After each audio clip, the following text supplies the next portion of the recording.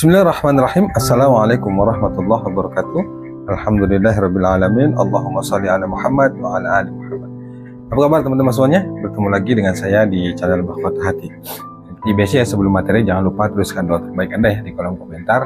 Itu selalu saya ingatkan teman-teman semuanya. Apapun yang menjadi hajat Anda, keinginan Anda tuliskan. Dan ketika ada yang berdoa, aminkan. Dan Anda pun begitu juga. Makin banyak insya Allah doa kita dilihat orang dan diaminkan, itu insya Allah berpeluang untuk menjadi doa kita cepat dikabulkan sama Allah. Baik teman-teman semuanya, kita langsung ke materi ya.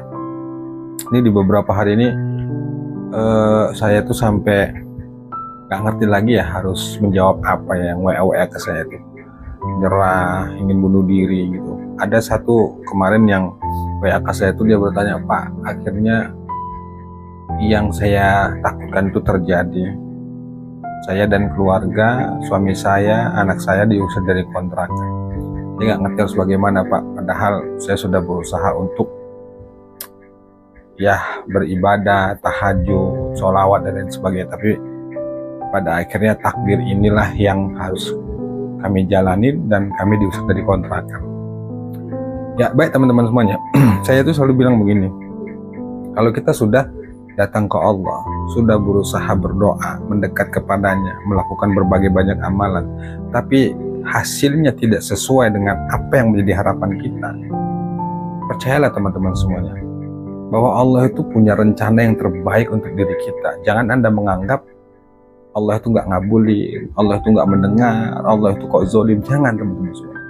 Justru kalau kita mau berpikir secara dalam lagi, saat ketika kita berdoa, sudah banyak beramal, sudah meminta kepada Allah, tapi hasilnya tidak sesuai harapan, justru kita malah sebaliknya ya, yang tadinya kita minta hutang dulu naskah, justru kok malah diusir dari kontrakan.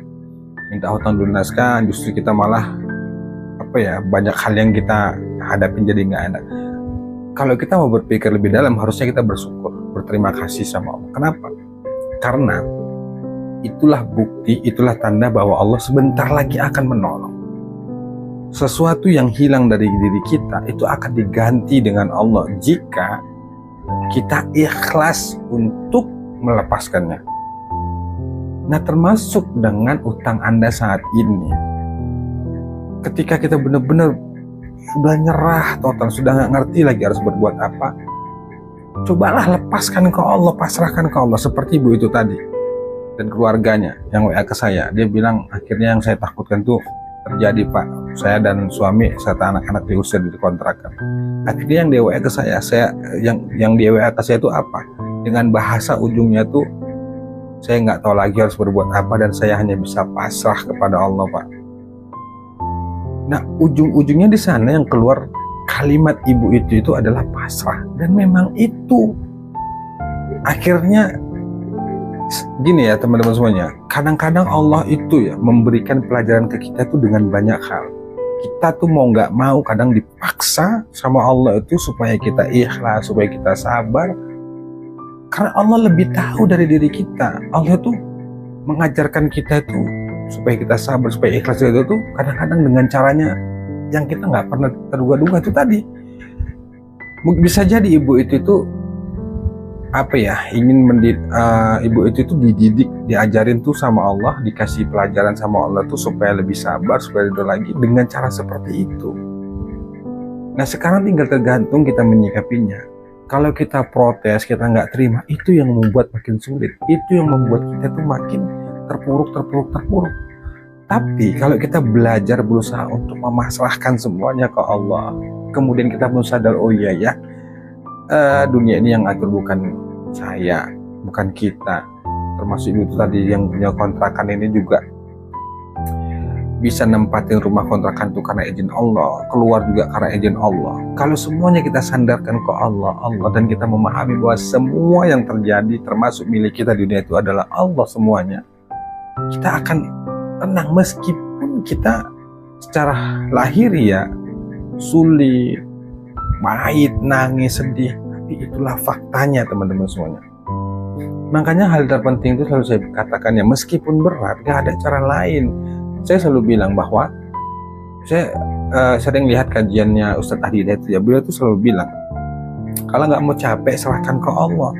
Nah, di video-video saya, termasuk video kali ini yang saya sampaikan adalah saya mengajak Anda semua itu di awal, bahkan saya katakan pasrah itu harusnya di awal. Serahkan ke Allah. Hadapin kenyataan pahit seperti apapun, karena Anda mau protes, mau gimana ya, mau jungkir balik bagaimanapun, kalau Allah belum buka jalan itu nggak bakal bisa, teman-teman. Saya punya keyakinan ibu itu tadi yang diusir dari kontrakan, oke, kita lihat secara lahiriah dia sulit, dia kebingungan, ketakutan, tapi Allah lebih tahu. Tapi saya yakin hati ibu itu tuh akan lebih ikhlas, lebih ridho, dan saya yakin kalau dia tetap baik sangka dengan keadaan itu, saya yakin Allah akan ganti itu yang lebih baik dari itu. Termasuk Anda juga, teman-teman semuanya. Kalau Anda sedang kebingungan banget, ketakutan banget dengan sesuatu hal yang sebenarnya belum tentu terjadi, misalnya besok Anda dikejar harus berutang, nggak punya uang, dibilang mobil mau ditarik, rumah mau dilelang, segala macamnya, ya sudah, libatkan ke Allah. Mau bagaimana lagi? Saya berkali-kali bilang bahwa bukan kita nggak mau bayar hutang, bukan kita mau bohong, bukan kita nggak nepati janji, bukan kita mau berniat menzolimin orang nggak bayar hutang, bukan itu.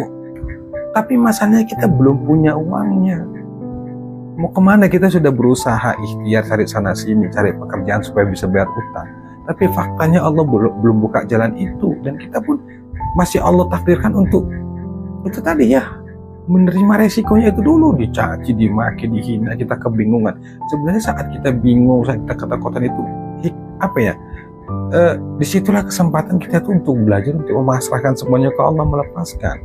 Dan saya akuin memasrahkan, melepaskan itu bukan hal yang mudah, sangat berat. Ridho dengan ketetapan Allah yang gak mengenakan itu berat. Ridho dengan takdir Allah, menerima dengan ikhlas itu berat. Tapi teman-teman saya gak ada cara lain.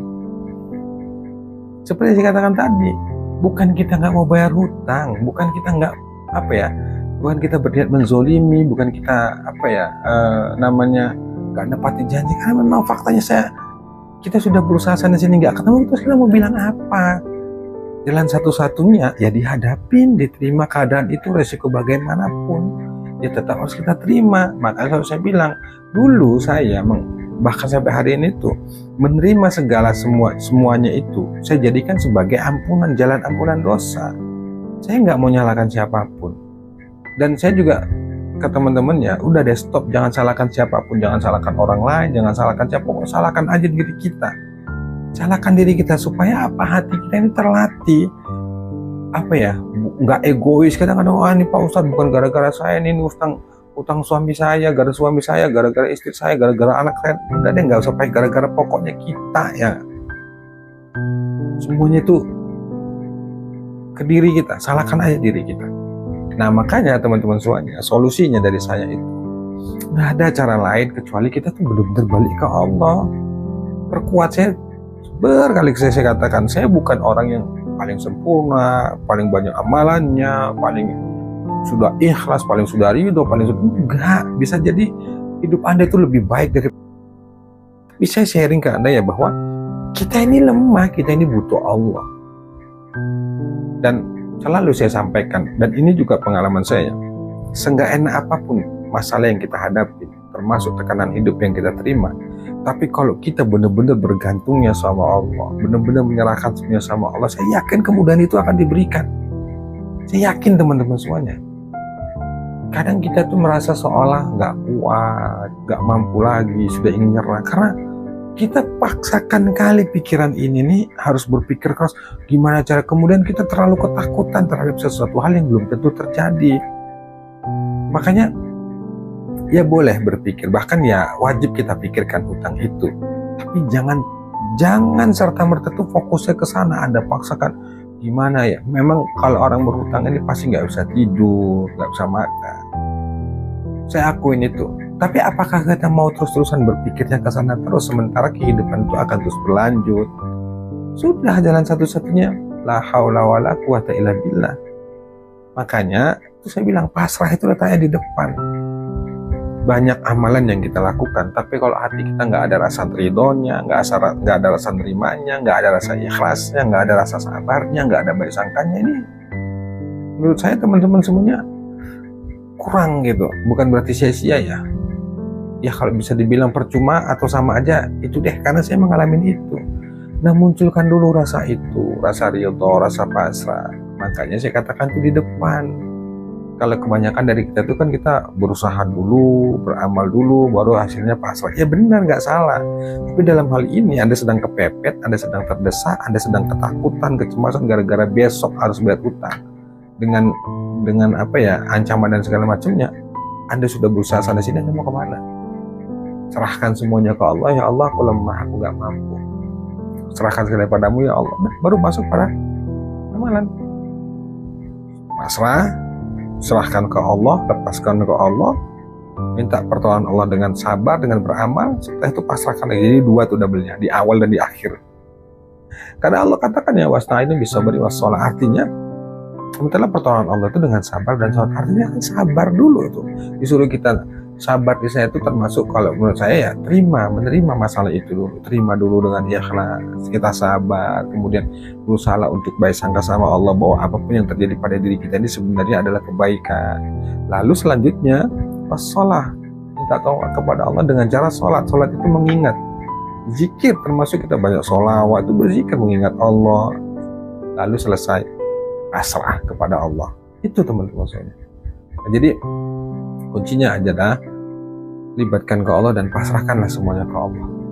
Lakukan tugasmu, lakukan tugas kita sebagai hamba, biarkan tugas Allah itu selanjutnya. Kita nggak usah perlu memikir bagaimana caranya. Ya udah, serahkan sama Allah, lepaskan saja. Tetap bersangka dan percayakan sama Allah. Insya Allah Allah lebih tahu dari diri kita, dan pasti yang terbaik akan diberikan sama Allah. Itu teman-teman. Allah alim bisawab. Assalamualaikum warahmatullahi wabarakatuh.